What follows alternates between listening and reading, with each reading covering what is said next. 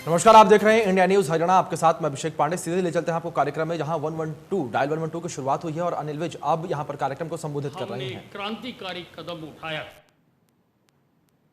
आज हमने dial 112 service की शुरुआत की और हम हरियाणा की जनता से को ये वचन देते हैं कि हरियाणा के किसी भी व्यक्ति को, किसी मां बहन को, बुजुर्ग को, किसी औरत को, किसी पीड़ित को अगर पुलिस की आवश्यकता पड़ेगी तो पुलिस की गाड़ी 15 से 20 मिनट के बीच में उसके पास पहुंचेगी। इस बात का आज हम हरियाणा की जनता को वचन देना चाहते हैं।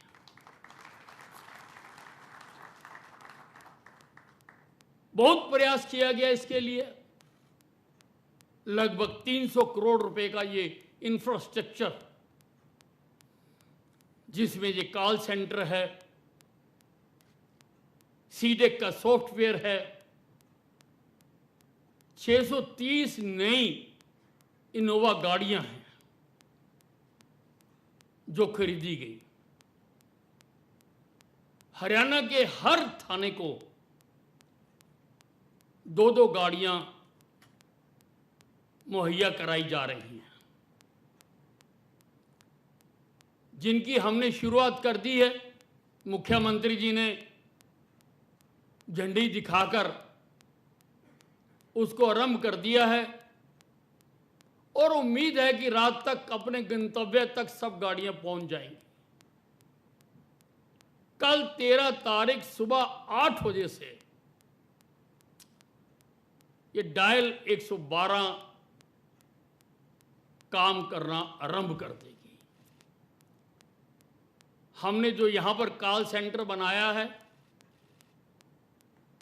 उसमें मुख्यतः 4 भाषाओं का हमने प्रावधान किया है।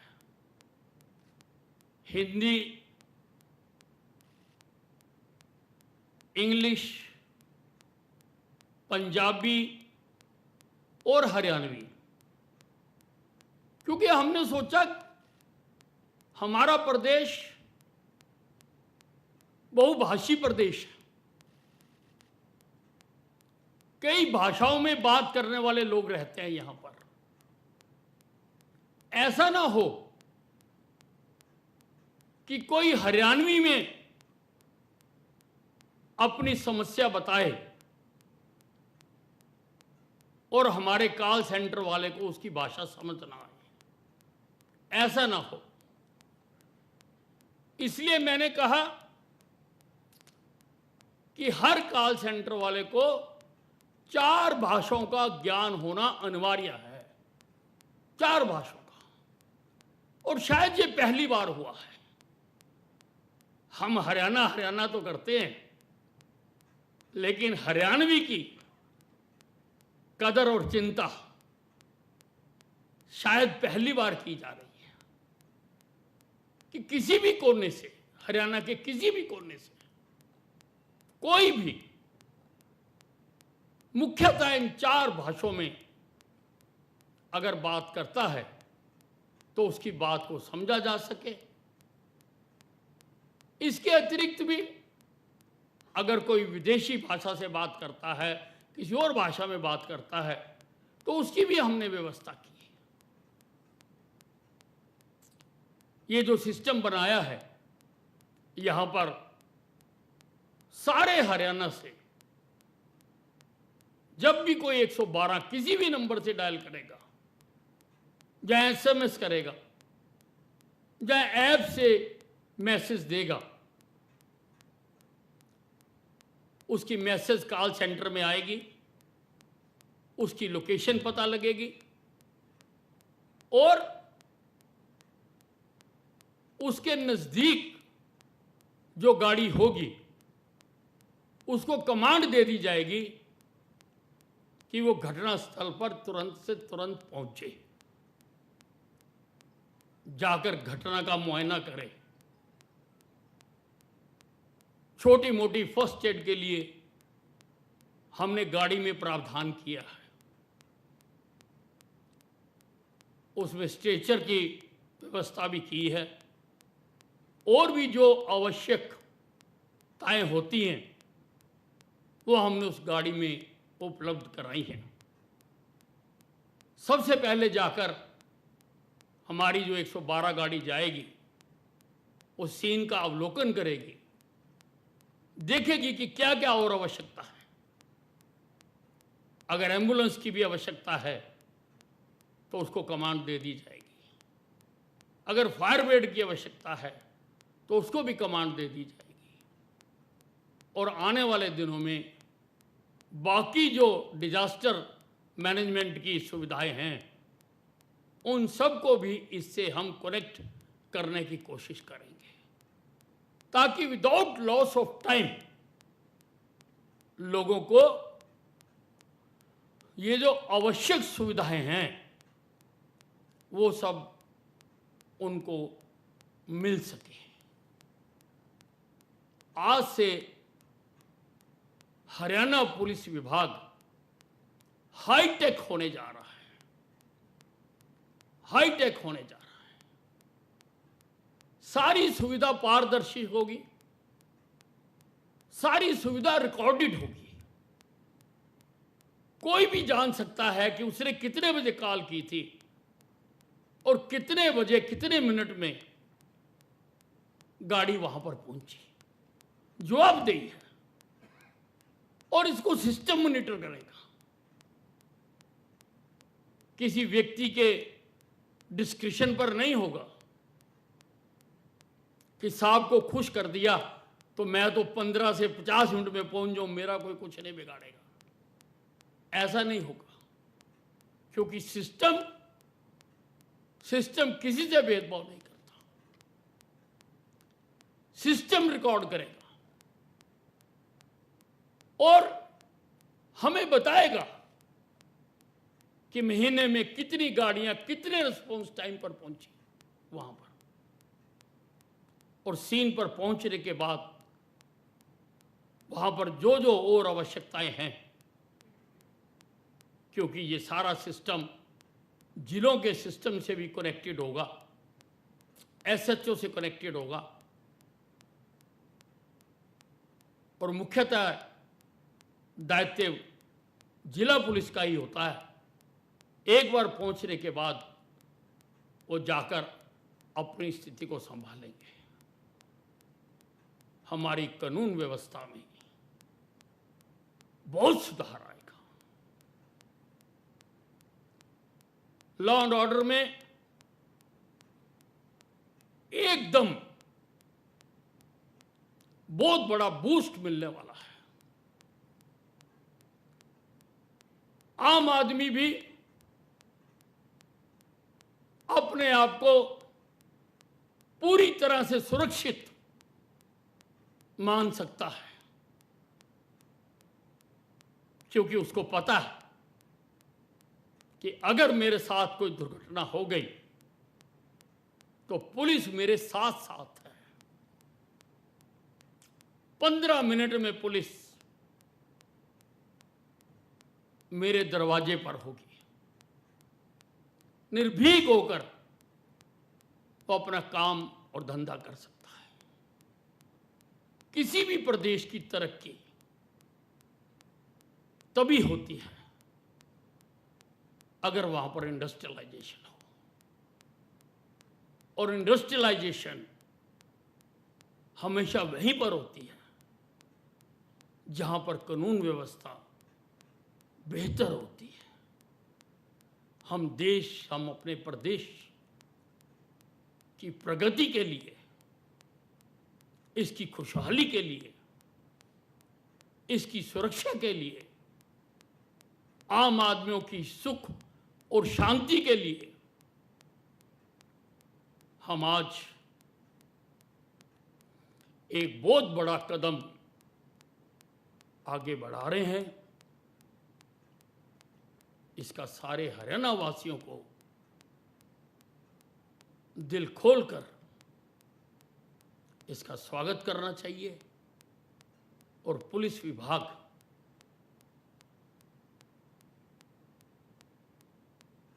तो हमेशा अपना सब कुछ लगा के लोगों की मदद करने के लिए हमेशा तैयार रहता है।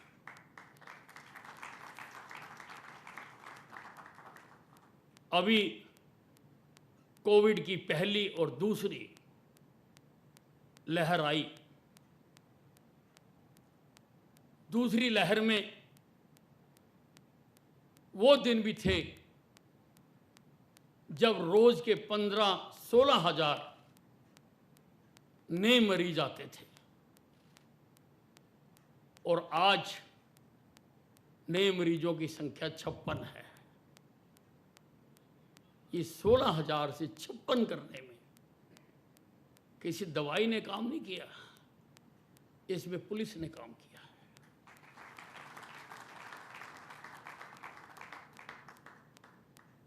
हमने जो नियम बनाए, जो कायदे बनाए, जो गैदरिंग की सीमाएं तय की, इंडोर आउटडोर की सीमाएं तय की, बाजार खुलने और बंद होने का समय तय किया, भीड़ को नियंत्रित करने का समय तय किया, ये सारा मेरी हरियाणा पुलिस की वजह से हुआ है। हरियाणा पुलिस ने दिन रात अपनी जिंदगी की परवाह ना करते हुए उन्होंने इसका पालन किया, जिससे इसकी इन्फेक्शन के स्प्रेड होने पर रोक लग सकी। हालांकि ऐसा करते हुए हमारे बहुत सारे कर्मचारी खुद भी इन्फेक्टेड हो गए और बहुत सारे कर्मचारी इसमें शहीद भी हुए। लेकिन इस अदृश्य दुश्मन से लड़ने के लिए, जिसने सारी मानव जाति पर आज हमला किया हुआ है, इस बीमारी पर नियंत्रण पाने के लिए हमारी पुलिस ने बहुत बड़ी भूमिका अदा की। और आज ये जो 600 गाड़ियां हमने रवाना की हैं, इससे पहले भी ये अपनी सेवाएं दे चुकी हैं। कोविड में, जब कोविड पीक में था, हमने हर जिले में 20-20 गाड़ियां बतौर एम्बुलेंस ये गाड़ियां भेजी हैं। इन्होंने अपनी सेवा तभी से देनी शुरू कर दी। बहुत क्रांतिकारी दिवस है और हरियाणा को, हरियाणा की जनता को इससे बहुत लाभ होगा। धन्यवाद।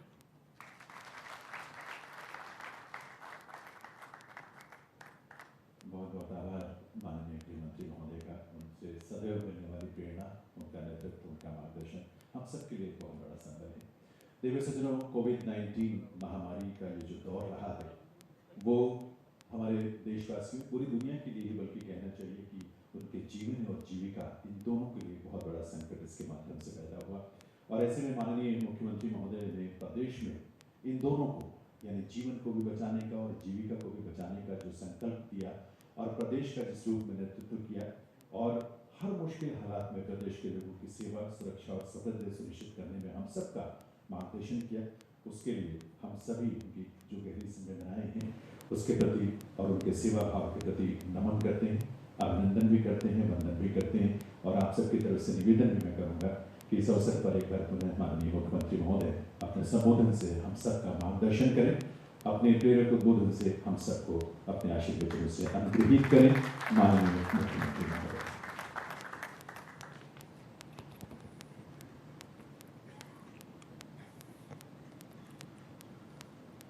हरियाणा विधानसभा में अध्यक्ष और हमारे यहाँ पंचकुला से विधायक आदरणीय श्री ज्ञानचंद गुप्ता जी,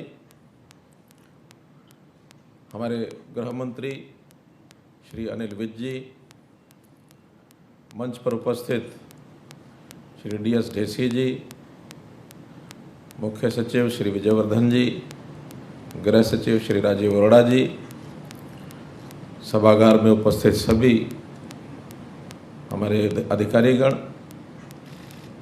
व अन्य सज्जन वृंद, आज का दिन वास्तव में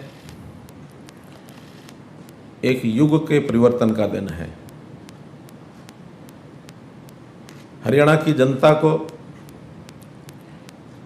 हम लोगों ने 5S इस नाते से एक गारंटी देने की बात कही है, जिनमें हम कह सकते हैं शिक्षा, स्वास्थ्य, सुरक्षा, स्वावलंबन और स्वाभिमान।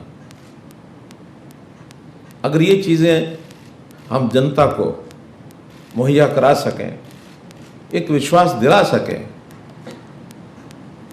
तो मैं समझता हूँ एक जनता का एक सुखपूर्वक जीवन व्यतीत करना ये सार्थक हो जाएगा।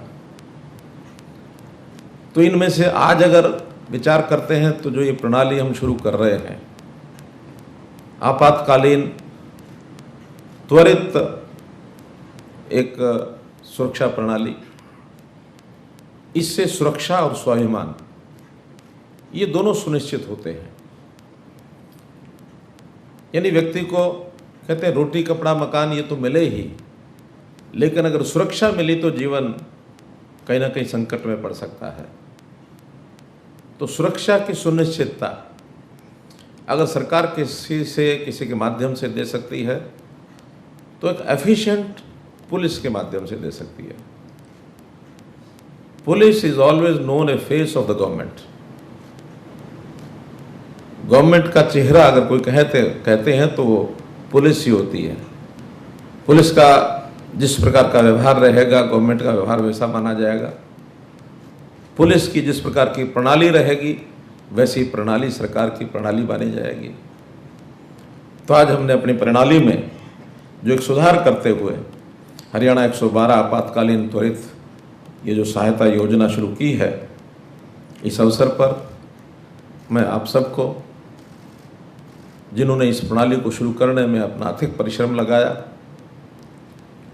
3 साल पहले हमने ये स्वप्न लिया था कि किस प्रकार एक त्वरित प्रणाली पुलिस की ये जनता को उपलब्ध करा सकते हैं, उसकी आवश्यकता हो तो तुरंत उसको वो सहायता मिल जाए। ये आज मिल रही है। तो जिन्होंने अथक परिश्रम किया उनको सबको, हरियाणा की जनता को मैं बहुत बहुत शुभकामना और बधाई देता हूँ। 3 साल पहले की घटना आपको बताता हूँ मैं।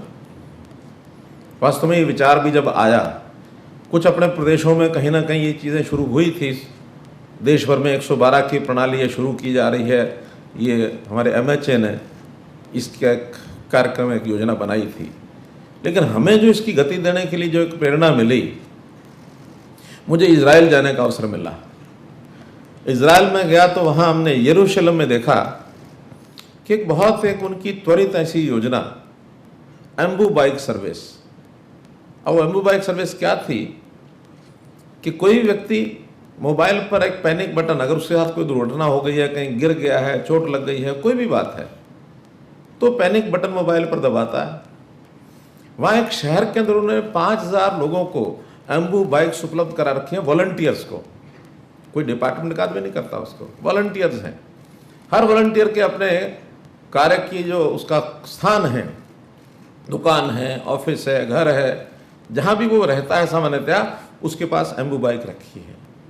जैसे ही उस पैनिक बटन का कंट्रोल रूम में मैसेज आता है, तो कंट्रोल रूम GPS के माध्यम से उस घटना, उस स्थान के आसपास के 1 किलोमीटर के अंदर अंदर, इवन 200-300 मीटर में भी वहाँ 4-5 एम्बू बाइक्स होती हैं। उन 200-300 मीटर के अंदर उसको मैसेज दे देता है, और कंट्रोल रूम से मैसेज मिलने के बाद वो व्यक्ति जिस भी स्थिति में है, सब अपना काम छोड़ करके, ग्राहक बैठा तो भी उसको कहता है वेट फॉर 15 मिनट्स, मैं अभी आया, और वो अपनी बाहर खड़ी एम्बू बाइक को उठा लेता है और वो निश्चित स्थान पर पहुंच जाता है। 90 सेकंड की सर्विस है उनकी, ओनली 90 सेकंड्स, 1.5 मिनट। हमारा तो क्योंकि बहुत बड़ा विस्तृत क्षेत्र है, हमने 15 मिनट से 20 मिनट तक रखा है। ये भी बहुत अच्छी सर्विस है, वरना तो ठीक कहा हमारे विजय साहब ने कि पुलिस समय पर नहीं पहुंची, यही एक जुमला सुनने को मिलता है। कोई आदमी फट्टड़ हो गया तो एम्बुलेंस टाइम पर नहीं पहुंची, यही एक जुमला होता है। लेकिन अगर 15 मिनट में 20 मिनट में हम पुलिस को वहां पहुंचा देते हैं तो जनता को एक बहुत बड़ा विश्वास बहाली उसके अंदर होगी। तो वो जो घटना थी इजराइल की, वो देखी हमने प्रत्यक्ष एक जगह पर। अनिल राव जी साथ थे हमारे, शायद मोहम्मद आकिल भी थे, है ना? हाँ। तो हम 5-6 लोग गए थे। उस सारी घटना, ये घटना प्रत्यक्ष हमारे सामने हुई। फिर हमने वो कंट्रोल रूम भी देखा, सब देखा। उसमें से ये ध्यान में आया कि हम भी ऐसी क्यों नहीं प्रणाली शुरू कर सकते। तो एम्बू बाइक तो जब शुरू होगी तब किसी बड़े शहर में वैसे शुरू करेंगे, लेकिन उसका एक प्रारूप, ये पूरे हरियाणा में 630 गाड़ियों की ये सर्विस आज हम शुरू कर रहे हैं। हर थाने में 2 गाड़ियां होंगी। इस फ्लीट को बढ़ाया भी जाएगा। आज जो हमारे पीसीआर हैं, लगभग 300 पीसीआर प्रदेश भर में काम कर रही हैं। धीरे धीरे इनमें से भी अधिकांश को ये पूरा इक्विपमेंट उसमें लगा करके और लगभग 900 गाड़ियां ये हमारे प्रदेश में हो जाए, ऐसी योजना है। विधानसभा के हिसाब से अगर हम सोचें तो एक विधानसभा में कम से कम 10 गाड़ियां, 90 हैं तो सुनिश्चित हो जाए। हर एक को लगे कि मेरे साथ कोई कठिनाई आ गई, कोई समस्या, विपत्ति आ गई। विपत्ति के समय हर व्यक्ति कोई ना कोई साथी को ध्यान करता है कि मेरा कोई साथी हो तो मेरी इस समस्या में से मुझे निकाल दे। आज कोई भी हरियाणवी अब इसके बाद, कल के बाद अपने आप को बेसहारा महसूस नहीं करेगा, बल्कि घटना होने पर, विपत्ति होने पर ये 112 जो है ये उसका वास्तविक साथी होगा, उसके साथ खड़ा रहेगा हमेशा। तो इस प्रकार से ये जो सेवा शुरू की गई है, ये 24/7, 24/7 जो आज हमने दोनों यहाँ की कार्यप्रणाली के स्थान देखे हैं, चाहे वो सीओ है, चाहे वो डीओ है, जिसके अंदर सैकड़ों की संख्या में, लगभग 100 की संख्या में 24 आवर्स जो लोग हैं। इसका एक सब सेंटर गुरुग्राम में भी बनाया गया है। उसको हमने क्या कहा है? Mirror emergency. तो एक मिरर इमरजेंसी सेंटर, मान लो ये सेंटर किसी कारण से कोई विपत्ति आ गई, कोई प्राकृतिक आपदा आ गई, किसी कारण से फेल हो जाए, बंद हो जाए, टेक्निकल चीजें होती हैं, टेक्निकल चीज में खराबी आ सकती है, तो ऐसा नहीं कि सिस्टम रुक जाएगा। इसका एक मिरर इमरजेंसी सर्विस वो गुरुग्राम में भी स्थापित की गई है। उसकी कैपेसिटी इससे 20% है, बड़ी नहीं है, लेकिन फिर भी सर्विस बंद नहीं होगी। और जो हमें सीडेक वालों ने बताया है कि अगर किसी कारण से गुरुग्राम भी फेल हो जाए तो फिर हैदराबाद में भी इसका डाटा हमारे पास है, तो हैदराबाद से सर्विस चालू रहेगी, सर्विस बंद नहीं होगी। तो इस प्रकार का एक प्रावधान जो इसमें किया गया है। कहीं भी कोई अपराध होता है किसी व्यक्ति के साथ, आगजनी होती है, कोई प्राकृतिक आपदा आती है, दुर्घटना हो जाती है, आदमी फट्टड़ हो जाता है, किसी की डेथ हो जाती है, किसी के भी साथ, हमारे अपने साथ होती है, ऐसा नहीं है। मानो हम रास्ते में चलते हुए देखते हैं कि कोई दुर्घटना में कोई शिकार हो गया, उसकी स्थिति नहीं है कि वो 112 को बता भी सके, तो हम भी उसकी सहायता के लिए 112 पर तुरंत डायल भी कर सकते हैं, SMS भी कर सकते हैं। 112 की ऐप भी होगी, वो ऐप भी अपने अपने फ़ोन पर, मोबाइल पर सब लोग अपलोड करके रखें, डाउनलोड करके रखें, और डाउनलोड करने के बाद उसका उपयोग हम कर सकते हैं। तो इस प्रकार से इसकी सहायता सभी शहरों में, गांवों में, और जो अन्य सर्विसेज हैं, जैसे अभी तक 100, 101, 108, ये सब सर्विसेज भी 112 के साथ जोड़ दी गई है। अभी कुछ दिन तो सभी सर्विसेज चलेंगी, नहीं भी अगर 112 है तो 100 या 101 या 108 वो भी रहेगी अभी ऑपरेशनल कुछ समय तक, लेकिन बाद में 112 सर्विस।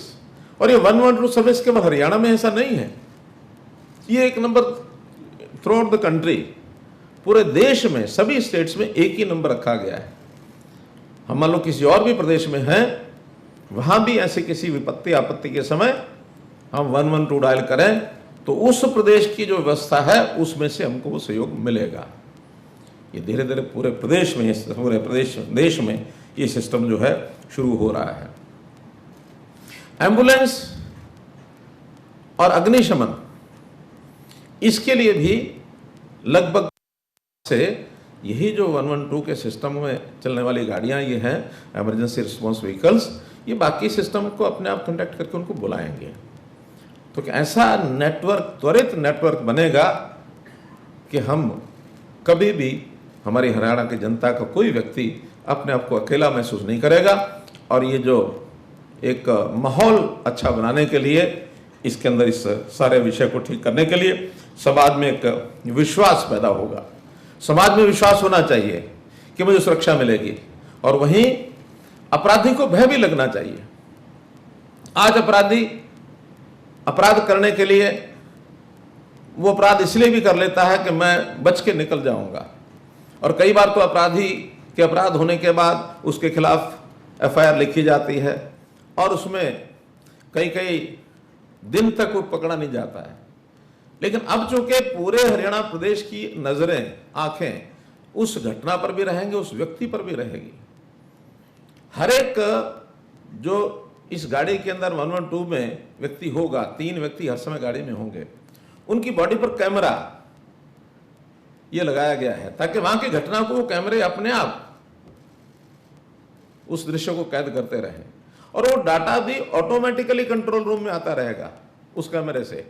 और न केवल बॉडी पर बल्कि इन व्हीकल्स के ऊपर भी कैमरे फिट किए गए हैं ताकि व्हीकल जहां जा रहा है, उस घटना के सामने पहुंच गया वहां घटना स्थल पर, तो वहां का दृश्य वो भी कैद करके और कंट्रोल रूम में दे दे। जो कुछ बातचीत हो रही है, जिसने कंप्लेंट की है ईआरवी, उस रिकॉर्डिंग को ये भी उस ड्राइवर को भी भेज दी जाएगी ताकि वो रास्ते में सुनता भी जाए कि ये व्यवस्था, उसमें कंप्लेंट करने वाले ने क्या बोला है, वो अनुमान भी लगा सके। तो सारा सिस्टम कोऑर्डिनेट तरीके से ये सब चलेगा। तो मैं समझता हूँ इस बढ़िया सिस्टम में जो चलाया गया है, हरियाणा जो पुलिस है, इसको प्रधानमंत्री जी ने डिजी सम्मेलन में 3 वर्ष पहले कहा था कि अपने अपने प्रदेशों में पुलिस को हमको स्मार्ट पुलिस बनाना चाहिए। आज एक प्रेजेंटेशन में हमारे चावला साहब पुलिस को पेंट पुलिस करके बता रहे थे, तो पेंट की भी कुछ एब्रीविएशन उन्होंने बताई थी। स्मार्ट की एब्रीविएशन प्रधानमंत्री ने बताई, S stands for sensitive and strict, M stands for mobile and modern, A stands for alert and accountable, R stands for reliable and responsive, T stands for trained and technology से भी। तो मैंने कहा कि paint this police to a smart police.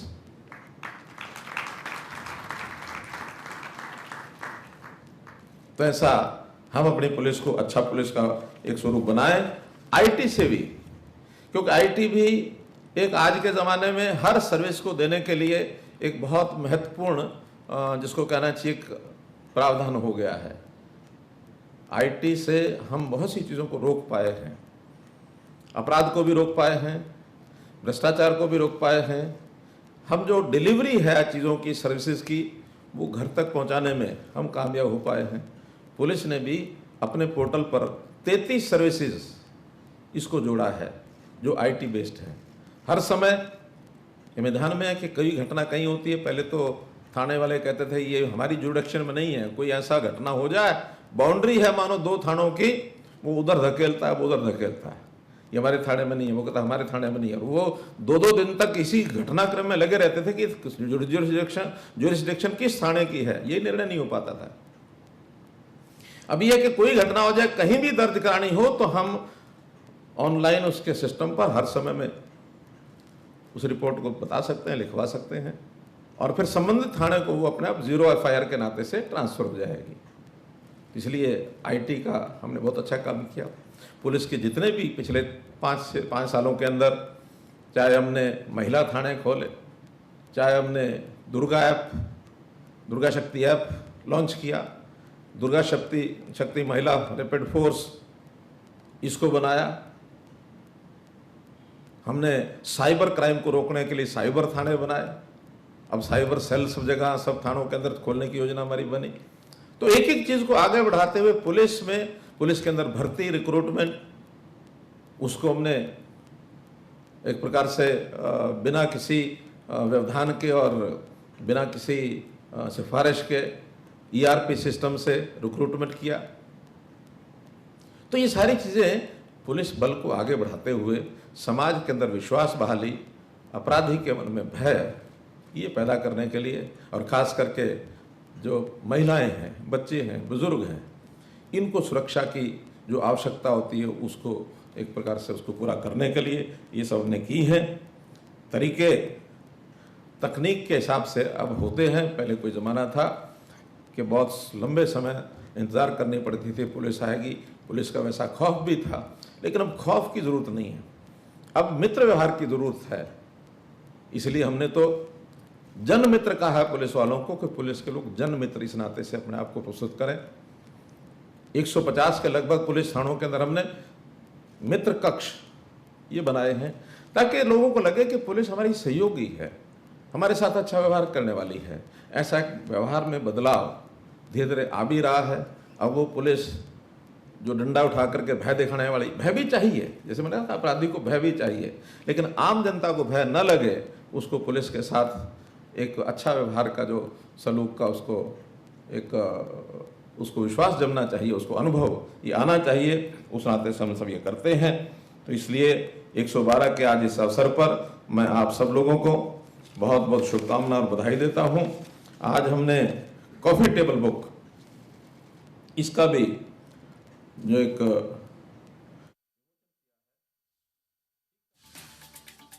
को लेकर बोले CM Manohar Lal, आज का दिन एक युग के परिवर्तन का दिन है। सीएम मनोहर लाल ने कहा कि लोगों की सुरक्षा हमारे लिए बेहद जरूरी है और उसी के लिहाज से 112 की शुरुआत की गई। हरियाणा की जनता की सुरक्षा हमारी पहली प्राथमिकता है। हम 630 गाड़ियों की शुरुआत कर रहे हैं।